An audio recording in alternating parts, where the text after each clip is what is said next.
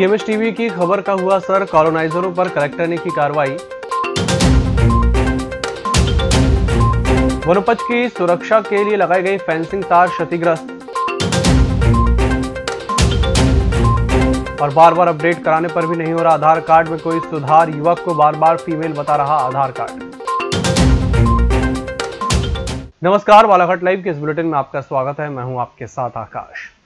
विगत दिनों से शहर के अलावा ग्रामीण अंचलों में चल रही कॉलोनाइजरों के द्वारा प्लांटिंग करने का कारोबार के संबंध में गत दिनों ईएमएस टीवी ने प्रमुखता से खबर दिखाई थी, जिस पर प्रशासन ने मामले को संज्ञान में लेते हुए कलेक्टर दीपक आर्य ने 4 व्यक्तियों पर 25-25 हजार रुपए का जुर्माना लगाकर कॉलोनाइजर्स पर कार्रवाई करने के आदेश जारी किए हैं। उन्होंने मानेगांव के इस मामले में ग्राम पंचायत के प्रधान और सचिव को निर्देशित किया है कि वे कॉलोनाइजर एक्ट का उल्लंघन होने पर किसी भी तरह के निर्माण की अनुमति न दें।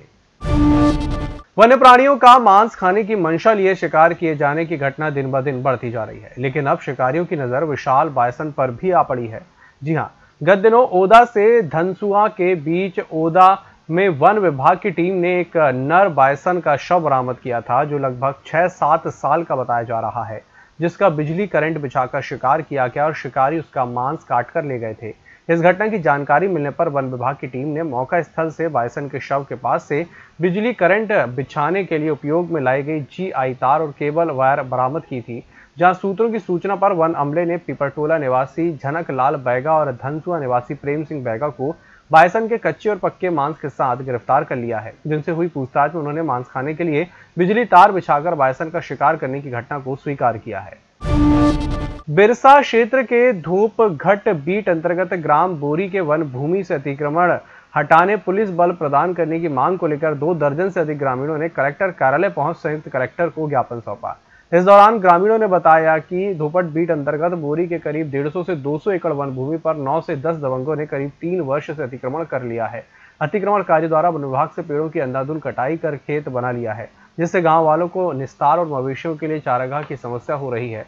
चारागाह नहीं होने से मवेशियों को अपने घर में बांध कर रखना पड़ रहा है।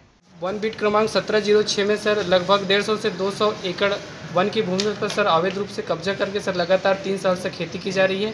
लेकिन इस अतिक्रमण को हटाने के लिए हमारे जो वन मंडल अधिकारी लिखित आदेश देने के बावजूद हमारे परिक्षेत्र अधिकारी श्री सपन ताम्रकार के द्वारा अतिक्रमण के आदेश को दबाकर रखा और अतिक्रमण नहीं हटाता, यही कहकर गाँव वाले को गुमराह करके रख रहे हैं।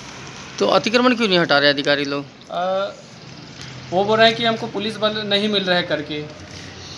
अच्छा, तो आप तो इससे परेशानी क्या हो रही गांव में? परेशानी हो रहा है, चारागाह मवेशियों के लिए स्थान नहीं चराने के लिए हम बोल रहे हैं कि अतिक्रमण हटा दी जाए शीघ्र ऐसा करके, लेकिन परिक्षेत्र अधिकारी हमारा बात का कोई अमल नहीं कर रहा है। अच्छा, DFO वगैरह से बात की कभी? DFO ने लिखित आदेश कर दिए हैं सर अतिक्रमण हटाओ करके। तो उनके पास पुलिस बल नहीं है? जी, उनके पास पुलिस बल नहीं है। तो आप कैसा करेंगे? सर हमने आज कलेक्टर महोदय को पुलिस बल के लिए सर ज्ञापन सौंपे हैं कि हमको पुलिस बल अवगत कराएं करके सर अतिक्रमण हटाने के लिए। किस प्रकार का अतिक्रमण है वहाँ पर? सर ये वन भूमि पर अतिक्रमण है सर, कच्चे मकान है सर, छोटे सर लगभग 4 मकान है सर। और बाकी जगह में खेती करते हैं? जी सर, 150 से 200 एकड़ में खेती कर रहे हैं सर। अगर अतिक्रमण नहीं हटता तो जितने बचे हुए जंगल को सभी ग्रामीण लोग खेती करेंगे सर काट कर। बुलेटिन वक्त चला, छोटे से ब्रेक का, जल्द हाजिर होंगे। हर घूंट सेहत से भरपूर, without sugar, without caffeine and with natural tea colour. Ayur Amrit herbal tea अपनाइए, जो हृदय के लिए रामबाण औषधि है। अब टी नहीं, सिर्फ आयुर अमृत हर्बल टी। ब्रेक के बाद फिर से आपका स्वागत है। स्कूल शिक्षा राज्य मंत्री इंदर सिंह परमार ने कहा कि अभिभावकों या छात्रों द्वारा फीस भुगतान न करने या बकाया होने के आधार पर कक्षा 9वीं और 12वीं की परीक्षा में भाग लेने से किसी भी विद्यार्थी को वंचित नहीं किया जाएगा। बकाया फीस के भुगतान के लिए संबंधित अभिभावक और छात्र से अंडरटेकिंग ली जाकर उन्हें परीक्षा में सम्मिलित किया जाएगा। यह आदेश प्रदेश के समस्त CBSE, ICSE, मध्य प्रदेश माध्यमिक शिक्षा मंडल और अन्य बोर्ड से संबंध गैर अनुदान प्राप्त शासकीय विद्यालयों पर समान रूप से लागू होंगे। मेरा आधार मेरी पहचान कहने को तो आधार कार्ड भारत की नागरिकता और पहचान पत्र की मुख्य रीढ़ है।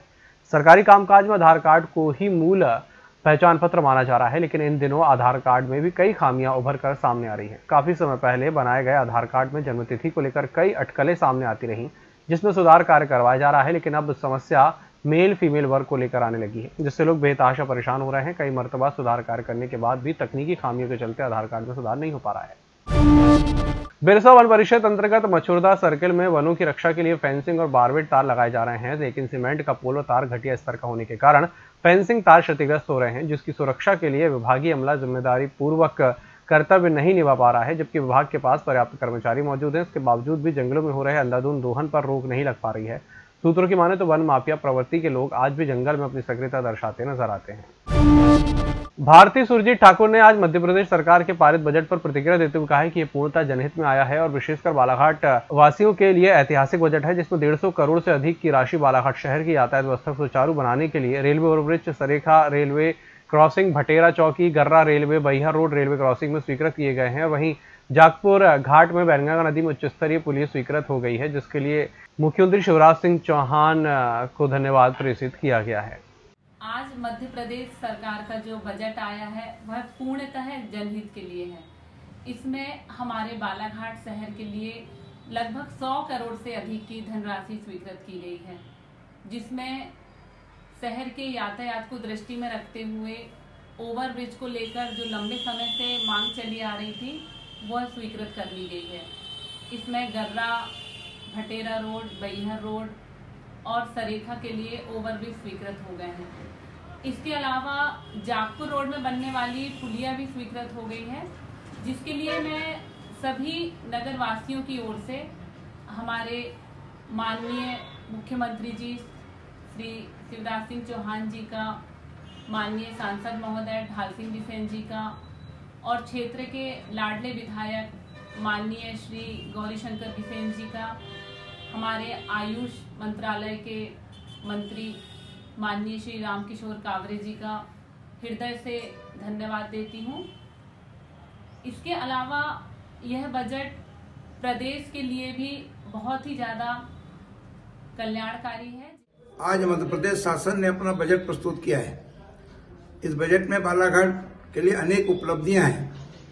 मेरे अपने विधानसभा क्षेत्र बालाघाट तथा बालाघाट जिले के लिए जहाँ एक और अनेक उच्च स्तरीय पुलिया हमें मिले हैं, वहीं रेलवे क्रॉसिंग के ओवरब्रिज भी हमको मिले हैं। बालाघाट गोंदिया मार्ग सरेखा पर पड़ने वाला जो हमारा रेलवे क्रॉसिंग है, वहाँ पर रेलवे ओवरब्रिज के लिए 52 करोड़ रुपए का बजट में प्रावधान किया गया है। इसी के साथ साथ भटेरा चौकी, गर्रा और वारा के पूर्व जो रेलवे क्रॉसिंग है, इन तीनों स्थानों पर रेलवे ओवरब्रिज के लिए बजट में प्रावधान किया गया है। इसी के साथ साथ बालाघाट जागपुर मार्ग पर बैनगंगा नदी पर उच्च स्तरीय पुलिया निर्माण के लिए भी बजट में धन का प्रबंधन किया है। और इसलिए मैं इन सब विकास कार्यों में जो खुले मन से हमारी सरकार ने, हमारी यशस्वी मुख्यमंत्री जी ने, हमारे लोक निर्माण मंत्री जी ने, हमारे वित्त मंत्री ने बालाघाट को सौगातें दी है, मैं उनका अभिनंदन करना चाहता हूँ, उनका स्वागत करना चाहता हूँ और बालाघाट जिले की जनता की ओर से उनका अभिनंदन करता हूँ। इस बुलेटिन में फिलहाल इतना ही। नमस्कार।